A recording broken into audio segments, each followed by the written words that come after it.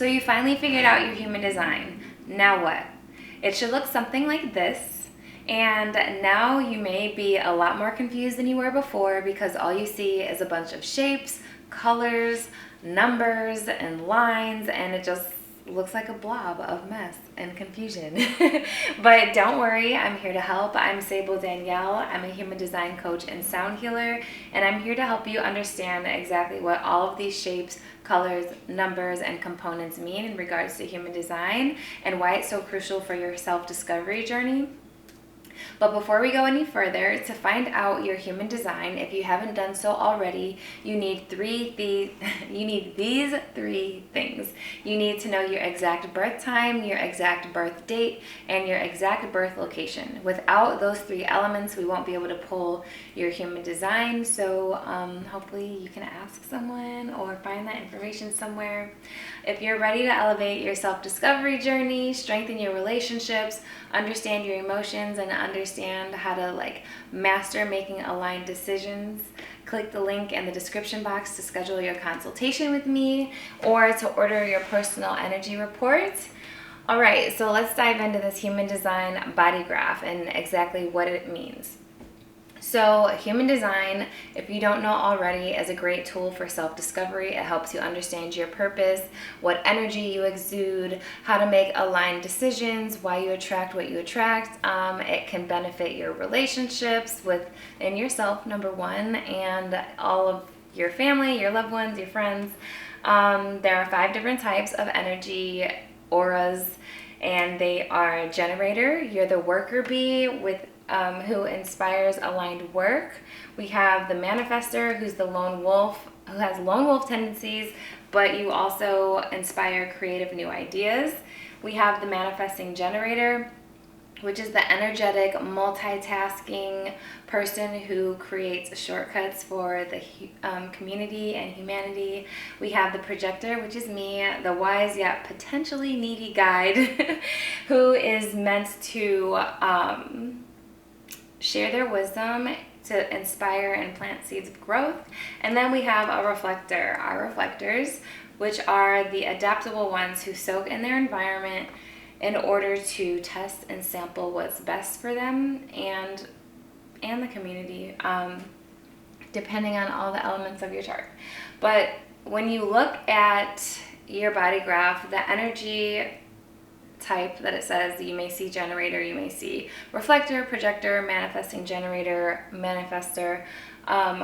Your energy type is determined by your definition, and your definition basically is anywhere that you see color on your chart.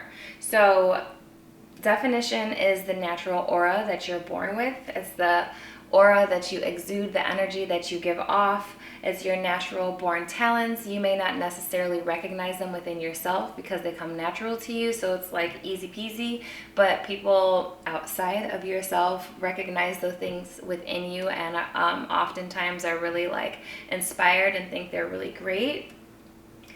The definition is a reliable source of energy within your body graph or your energy report, and it's the energy that you're giving off and some people will be receiving if they don't have definition in those areas. So on your body graph, you will see different areas of definition. You'll see defined, which is, like I said, where you see color, and then you'll see the white spaces, which are the open centers, the open areas. There is no definition, and that's where you weren't born with reliable energy. And that area, that center, you are naturally looking to fill that with people who were born with that energy defined. So the open areas are trigger points. They're your growth areas. Like I said, they're your vulnerable spaces. You're sensitive to the energy around you within your environment, the people you surround yourself by. It's not reliable, so since it's so fixed on and dependent on who's in your environment, the energy fluctuates, so it's not consistent, it's not reliable to you. It's also the open centers and open areas are the sources of your not self emotion. This is your conditioned mind because you're soaking in that energy from other people. So you definitely have to do some work to decipher what is your energy and what's not your energy. And then we have undefined, which are very similar to open spaces. Open spaces and centers are the most vulnerable spaces and points in your body graph report within your energy. And the undefined are a little less sensitive, but definitely still sensitive and vulnerable. You have at least one gate or number defined within that center, which is giving reliable energy, but the center itself is not defined. It doesn't have any reliable energy. So I hope that makes sense. If you have any questions or comments or anything, feel free to drop them in the comments and I'll get back to you.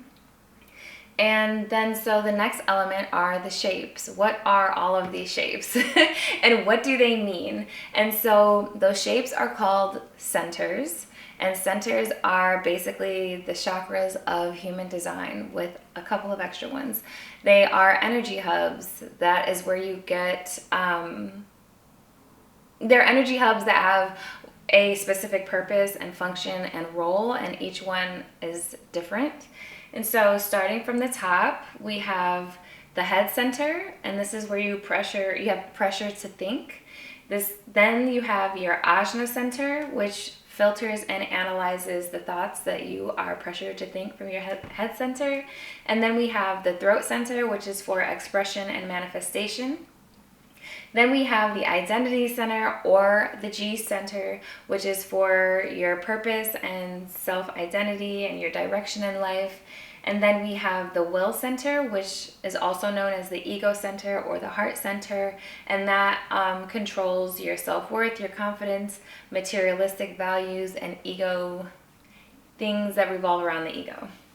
And then we have the emotional solar plexus, which is control of your creativity and, of course, your emotional awareness and just your emotions in general. Then we have the sacral center, which is basically the battery pack. It gives you sustainable energy, inexhaustible energy. It also is a GPS system, like navigating system for people who have that center defined. And then we have the spleen center, which is in control of like your instincts, your safety, security, intuition, and your fears. Let me back up because I don't know what I just said. So after the sacral, which is for navigating, it's a GPS system. It is the energy battery pack. We have the spleen center, which is instinct, safety, intuition, fears. And then we have the root center. I might have skipped that. That's why I'd repeat it. Anyways, we have the root center, which is for your security, and it gives you pressure to take like actions to bring security into your life. So then if you look at your chart, you'll see lines that connect two centers together, and those are called channels, and channels can be defined or open. And then after that, the next element would be the gates. And the gates are the numbers that are inside of the centers. And they can also be defined or open. And if you have only one gate defined, so let's say we have the head center here, and we have we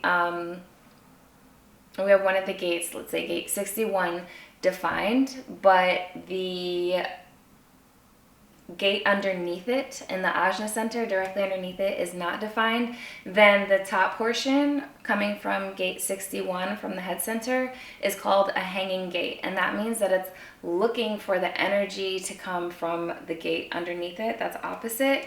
And if it's full and both gates are defined, then we have a full, complete, defined channel. If we only have one gate defined, either at the top or at the bottom, then wherever that definition is, that's the hanging gate. And other than that, the one opposite that's not defined, that would be open, and you don't have reliable energy there. If a center is colored in, then that's defined. If it's white with at least one gate defined and colored in, then that's undefined. If it's completely white, then it's an open center. So hopefully that makes sense. If you have any questions, drop those in the comments. And now we're going to move on to the colors. And actually, before I get to the colors, if we have a full channel that's defined, then that means we have like a fluid flow of energy going from one center to another. So that's always great, because then you're not looking to fill that. Okay, so on to the colors. The colors of the shapes itself don't mean anything. Like the green, the brown that you see on the head center or the ajna center or the will center, like all those colors don't really mean anything. All you need to know is if there's color there, then that means it's defined. If there's not, then it's either open or undefined. But where the colors do matter is where you see black or red within the channels or the gates, hanging gates. So the red is the subconscious energy. It's a fixed energy. It's like your genetic traits. What you see is what you get. And then the black colored is the conscious energy. It's your personality, and those things can kind of fluctuate. So those are most of the elements that I wanted to go over today. Those are the things that you're going to see immediately when you pull up your body graph. You're going to look at it and be like, what do all these shapes mean? So I hope you can understand the elements that I just broke down for you. And then remember that there are 5 different types. I'll go over them again. There's generator, the worker bee that inspires aligned work. You have inexhaustible energy. You're like the Energizer Bunny. And then we have manifestors who have lone wolf tendencies, but you inspire new creative ideas. You're very unique, and sometimes you feel like misunderstood because your thoughts are so like out there. But that's because you're meant to inspire creative ideas, new ideas, unique ideas.